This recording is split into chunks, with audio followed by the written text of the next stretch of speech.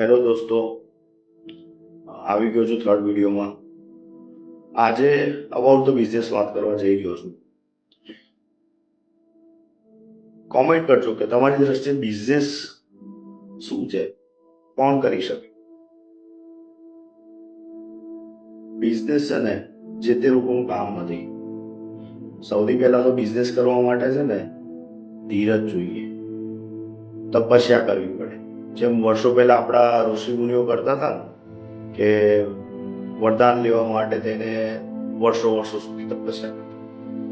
બસ બિઝનેસમાં સેમ જ છે ને, મિનિમમ 1000 દિવસ તો તમારે તમારી કૃષિ તપાવવી જ પડે અને એની માટે ઘણી બધી વસ્તુનો ત્યાગ કરવો પડે.